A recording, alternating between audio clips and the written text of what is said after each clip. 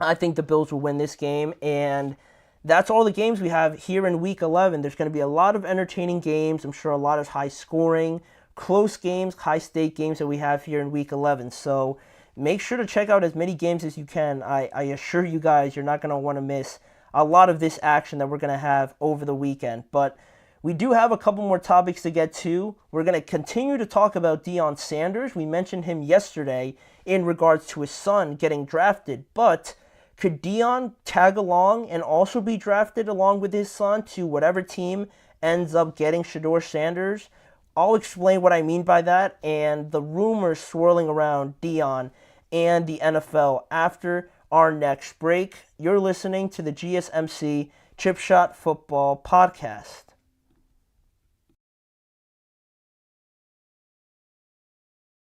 For the best and latest podcasts available anywhere, go to the podcast app on your cell phone and type in GSMC to access free content-rich podcasts on health and wellness, book reviews, sports, entertainment, relationships, social media, movies, technology, finance, and even weird news. Subscribe and download the GSMC Podcast Network's family of shows, available everywhere podcasts are found.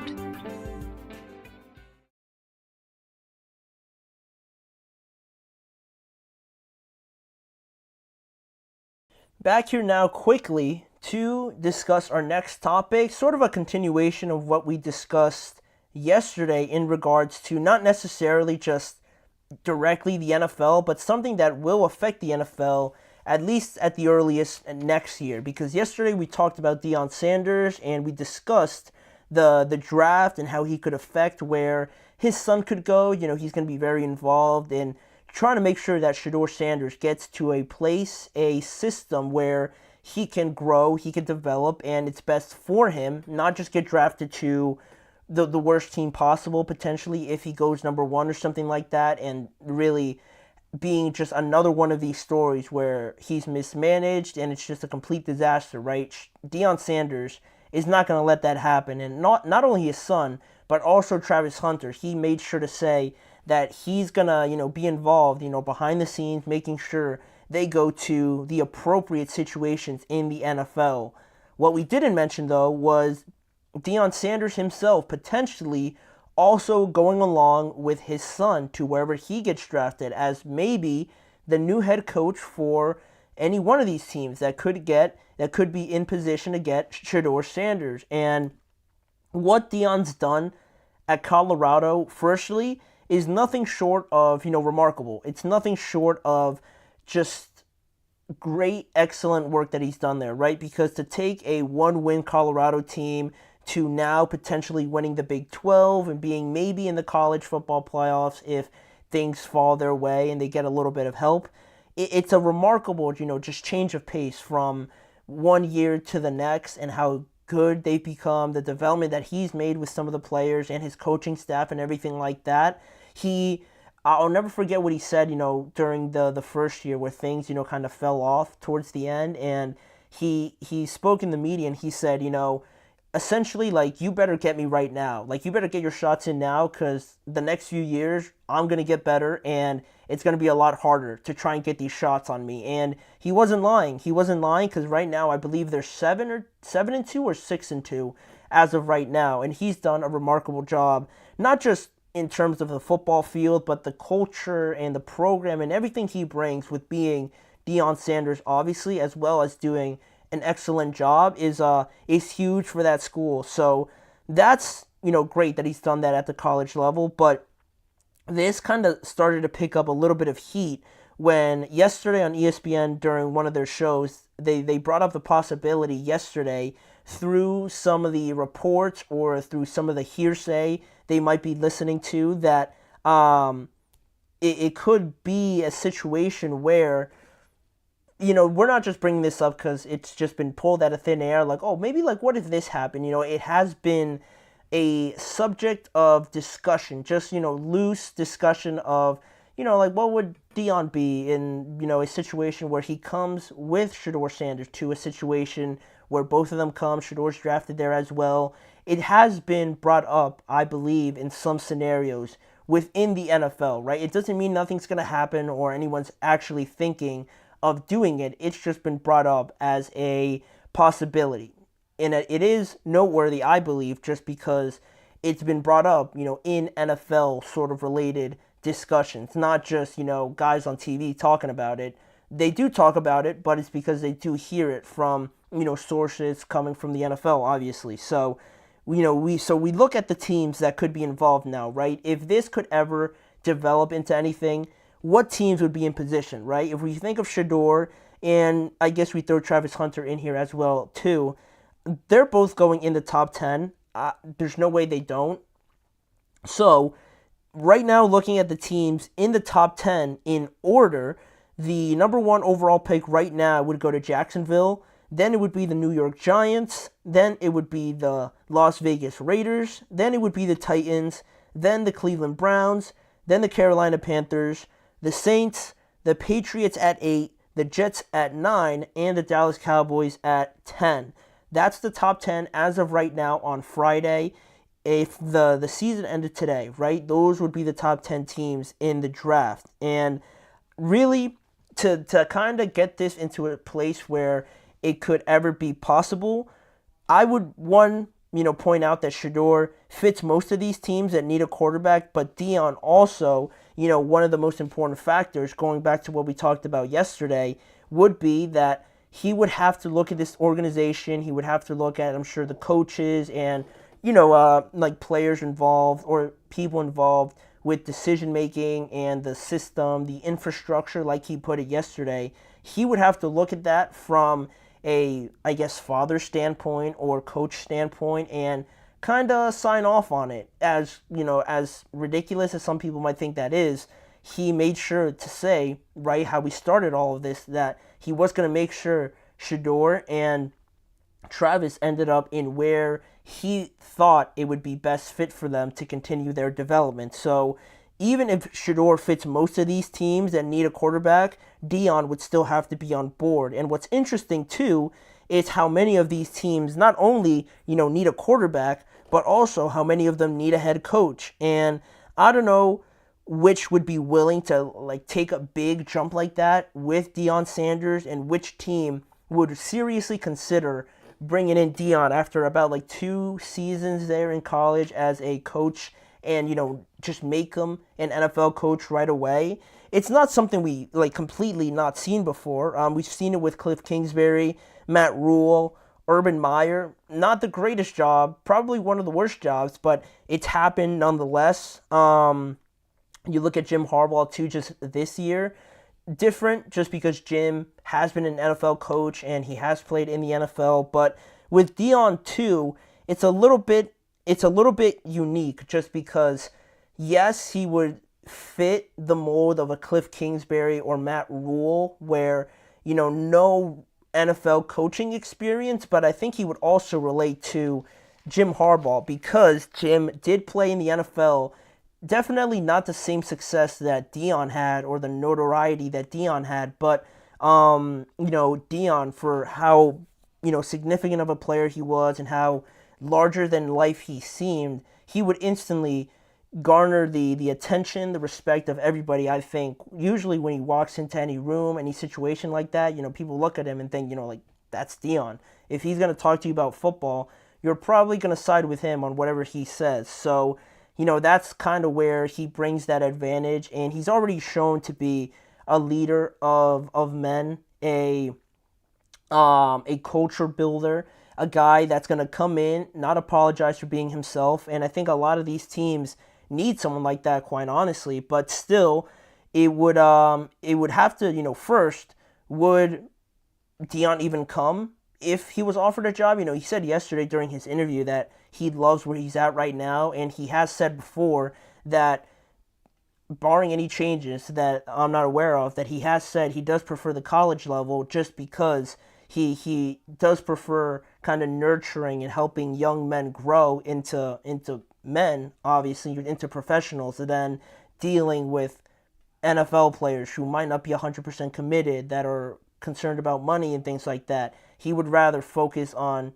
college level. That's the last I've heard about that, but it is a factor, obviously, right? whether or not he would actually even want this as an opportunity. But you can't help but think about it, especially during the off season where everything kind of is thrown for a loop. You got trades, you got signings, you got things just going all over the place with the NFL. One of the more active off seasons in all of professional sports. So anything could really change and happen, obviously, from now until like February or March or anything like that. But yeah, I mean, like, if you look at the fits with these teams in the top 10 and we speculate where we would like him to go or where we would think would be the best fit for him, out of the top 10 teams, the teams that right away I would clear off and think that there's no way he goes there would be the Jaguars, the Cowboys, the Patriots, because the Jaguars just gave a ton of money to Trevor Lawrence. I know they could realistically trade him. It's not impossible, but it would look very bad. It would look very bad if they gave him all that money and then they just traded him this offseason. It would be a bad look for them. It's kind of embarrassing. Same thing for the Cowboys. They made Dak the highest paid quarterback in the NFL, in NFL history. So for you to just trade him the next year or, in a couple years, it's just another embarrassing thing for the Cowboys also. So yeah, Deion would be great probably in both locations, but the quarterbacks are what's really holding it back. Same thing with the Patriots. They got their guy. Drake May, and he's been looking pretty solid, so I don't think you offset that, obviously. The other ones, some of these teams where, yeah, I think it could be a fit, but I don't think Deion would agree with going there because I don't think they're great necessarily from the organization standpoint, would be Cleveland, with all the negative history they have with first overall quarterbacks and all the quarterbacks they cycled through.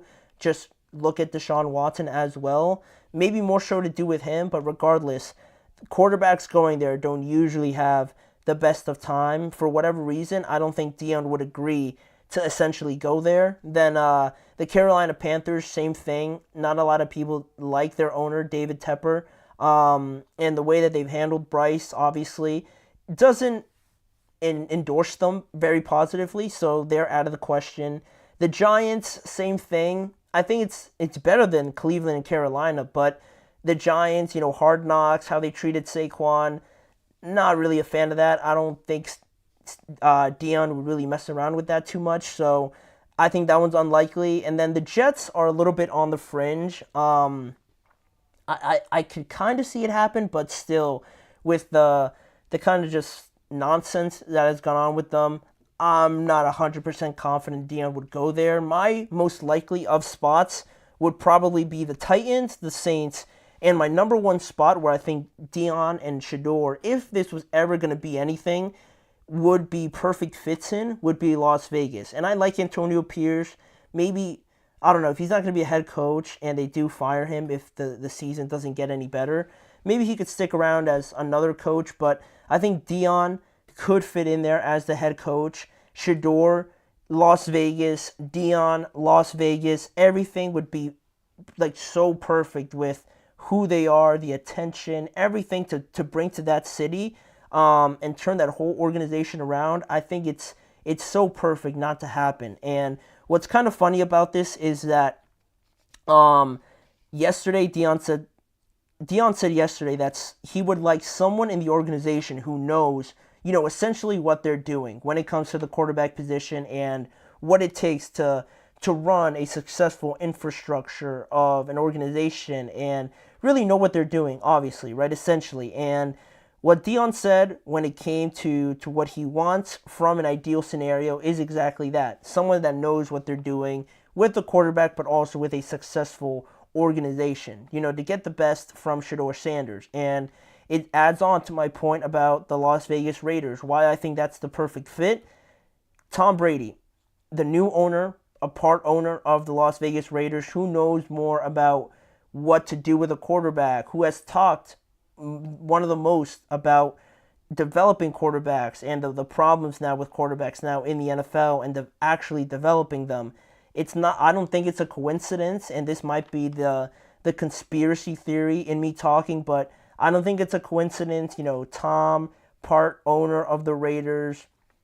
Every time the Raiders lose, I think Shedeur Sanders goes on Twitter and tweets like "God is good" or something like that. You guys can go look it up. I'm not lying. I saw it on the Pat McAfee show. Every time, I think there's something there with Tom, Deion, the owner Mark Davis talking to Shedeur, kind of having hush hush talks about Shedeur being their quarterback, just next year. I don't think all of that stuff is a coincidence, and it feels like a perfect fit. Obviously, the lights, the attention in Las Vegas, Deion, Shedeur. I think it's a perfect match. So if this was ever going to be anything, Las Vegas would be the spot for me. I think it makes too much sense. I don't think they're going to win that many games going forward either. Just the way that they're looking. And, they have good players. Max, Brock Bowers, they're looking great. Christian Wilkins. It'll change so much if Deion and Shedeur actually go there. Just when you get guys like that in your building, it changes everything, quite literally. And I think that's what Vegas needs at this point. But right now, it's at the very amateur level of actually happening. It's just kind of discussed right now. So we still have a long way before that actually happens. But in the meantime, we're going to get to our last segment of the show, continuing our unanswered questions series. Yesterday, we talked about the NFC North. Now today, we're going to get to the NFC East, fitting for yesterday's game between the Commanders and the Eagles. So we'll be right back to close out this episode with more unanswered questions around the NFL.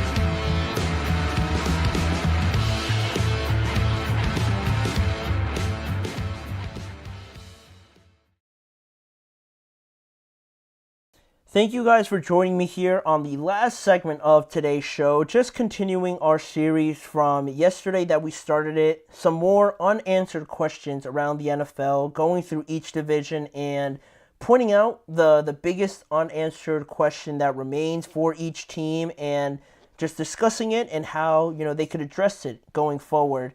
Not just in 2024, the rest of the year, but also in the future. And that seems to be a theme with a couple of these teams here in this division in particular. But starting off with one of the teams that we saw yesterday, the Washington Commanders, the biggest question remaining for me that's remained unanswered will be, can Cliff Kingsbury do his part in getting this offense back to where we saw them, just like 4 to 5 weeks ago, where their offense was flawless, the running game was exceptional, Jaden Daniels, was in there in the MVP conversations.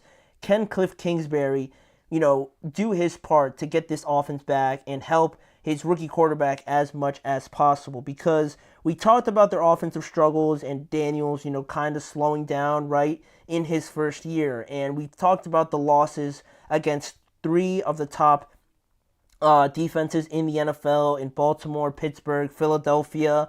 So maybe in this offense now where we've hit like a rough spot where things aren't flowing as naturally. Terry McLaurin being their best receiver, their best weapon on offense. I know it's hard to get him the ball. I know everyone's focused on taking him away. But how about we just try and get him the ball a lot earlier? I know you want to establish the run, and this might be the only time I ever say anything like this because of how emphatic I've been about starting with the running game. This might be one of the only times where I'm thinking, if Terry's really your one X factor type of guy, why not try and get him the ball quick, early, and often, right? Screen passes, maybe jet sweeps or anything like that. Just quick out routes, hitch routes, things like that to get him the ball early, get him going earlier, kind of put the defense on notice. I think it'll go a long way, and that's only the beginning of it, right?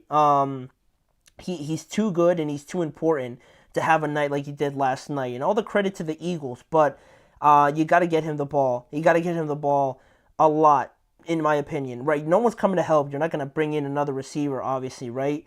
This is all you've got, so you have to try and get him the ball as quickly as possible. And then on sort of a similar sort of point, get Jaden Daniels going a little bit earlier. Running ability. I know you don't want to necessarily have him run like 15 times a game, but use his legs a little bit more often. More design runs, more RPOs, and things like that.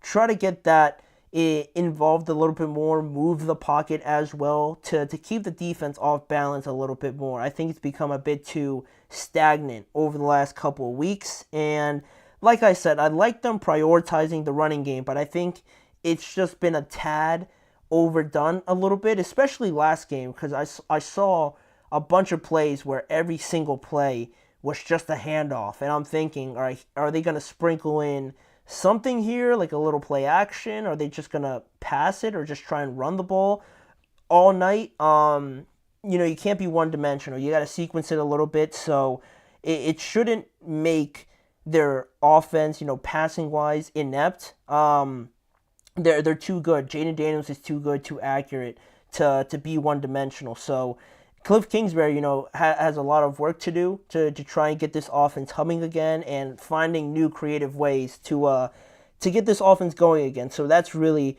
what I'm waiting to see, hopefully answered for me going forward. Then getting to the Eagles as well. For me, again, can they address their slow starts to the year?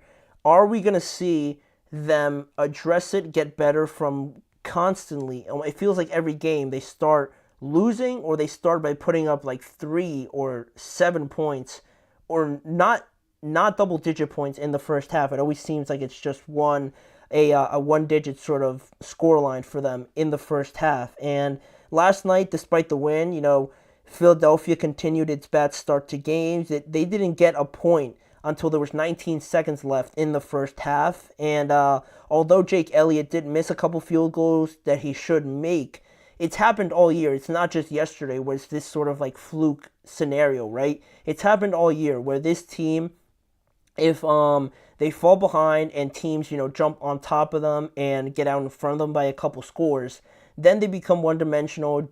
Jalen Hurts tries to get them back in the game. He overdoes it, or really the offense overdoes it passing-wise, chasing the game from that point on, and it usually leads to turnovers. The last time we saw a team take advantage of it, quite honestly, was the Bucs. The Bucs was the last team that really took advantage of it, and the Eagles have gone better on the defensive side of the ball, certainly, but I think it's still kind of rearing its ugly head a little bit here and there. I just don't think anyone's really taken advantage of it. And does that have to do with the level of opponents they've played? Maybe, but it was there yesterday for the Commanders. I thought they just didn't take advantage of it. For an Eagles team to put up 3 points in the first half, for the talent that they have, you got to take advantage of it, or their talent is eventually gonna click and wake up, right? And they're gonna beat you by 8 points last night. So you got to take advantage of it. Looking at it all year, in how bad they've been, they've scored 30 points on 24 total drives that have started in the first quarter. And the only team to be worse than that and have fewer points than the Eagles in that category is the Chicago Bears. They're down there with the Bears, and that's nowhere you want to be if you have Super Bowl aspirations, if you have the personnel to go out and win the Super Bowl, right? You don't want to be in that category, especially, starting games off slow. You can't really do that and just have comeback victories all throughout the playoffs. It's not going to work. It's not sustainable. So that is something that they have to get over. I'm not saying they're getting just bailed out by being very good and talented, but it certainly helps, right, in situations like this. But they need to start faster and start getting out in front of these other teams, because it'll One, it'll be less stressful, obviously, but it'll lead to just easier games. Every game feels like it's a little bit harder for them in some regards. So getting out to quicker starts will be something that I hope the Eagles can answer going forward. Then the two other teams, right? This is where we draw the line for long-term and short-term unanswered questions, because the Giants have a long-term question that still remains unanswered. What's the plan for them for their new quarterback? Because I think Daniel Jones' time in New York is over unofficially. I expect the Giants to announce his benching next week, either Monday or Tuesday after their bye week, and to try and avoid the injury guarantee that would come if he does get injured the rest of 2024 or at some point in 2024, his salary next year is guaranteed. So to avoid that, I think they're just going to bench him. I expect it to happen. So now looking ahead, with a projected top 3 pick at this moment, they need to get 2025 roster, their game plan, their blueprint for what they want this team to be in order. I'm not saying they have to start planning for that next week, but you have to make sure you get your cards right. Like, honestly, because you try to restart with Daniel Jones, the draft pick, whatever, it was way too early, like everybody said, and they surprised everybody by drafting him 6 overall, and that already was a surprise, and you failed catastrophically at that. Daniel Jones' fault, but also the organization's part, mostly for the drafting, the scouting of a player, for really not helping him out too much in the beginning. Then once they did, it was just not really there. So you got to get this next opportunity to have such a high draft pick, even higher than what you had this year, and probably when you drafted Daniel Jones. These opportunities don't just come, every other year, unless you're really bad, and I don't think the Giants are really, really bad. They got good players on their team, so if you're going to have a high draft pick like this, and it's gone really bad for you this year, you have to take advantage of it, right? You can't be in a situation like Chicago where things go bad, you don't do enough work from obviously the player standpoint, right? But of course the coaching standpoint and the right coordinator and things like that. You have to get every single thing, and you have to account for every single thing when we're talking about such a huge investment like it is drafting a quarterback so high.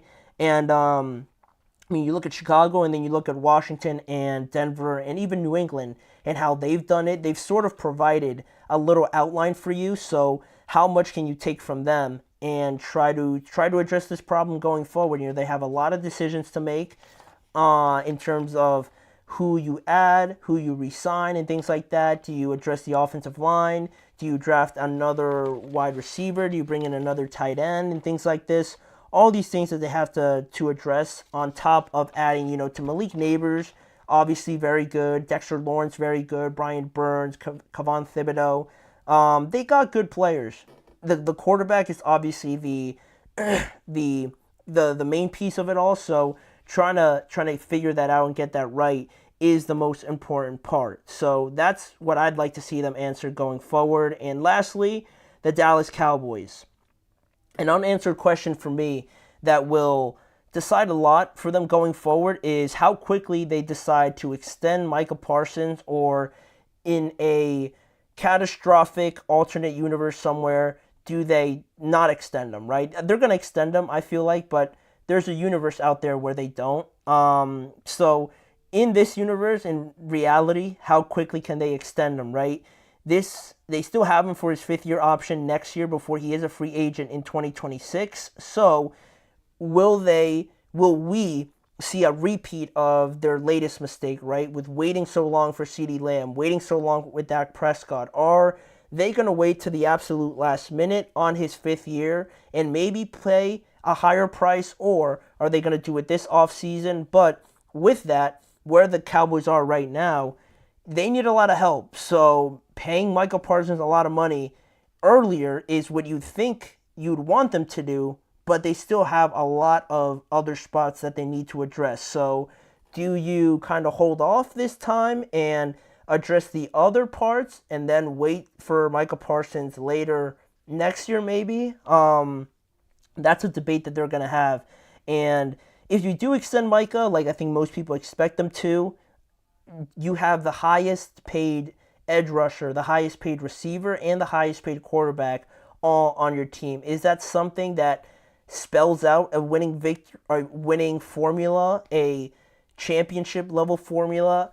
I don't think so, but it's hard when you have three of these guys, where they are in their careers right now, all deserving money like this, but I don't know if it's particularly smart for the Cowboys to do this. I feel like they're going to anyway, but they have a lot of the other positions to address, and that question, how quickly they do it, I think will be very telling for how quickly they return to relevancy, or how much deeper they get into the hole that they've dug themselves into regarding contracts, the makeup of this team. That's going to be a huge question, probably the biggest question of this upcoming offseason. So it is something that we're going to keep track of, obviously, but that is the last thing we'll cover on today's show. Thank you guys for joining me. Please remember to like, follow, and subscribe to the GSMC Chip Shot Football Podcast, as well as following the network on all forms of social media.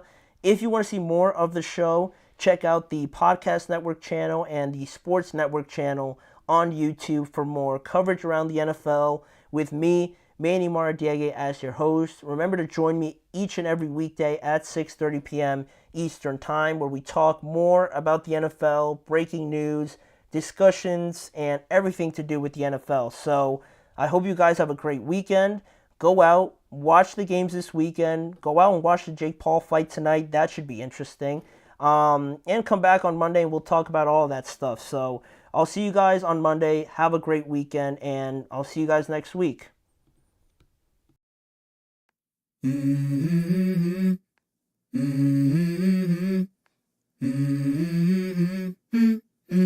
Let's go. I wake up to a little bit of drool on my pillow, feel like it's gonna be a bad day. Yeah, I'm tired of shit, and the coffee ain't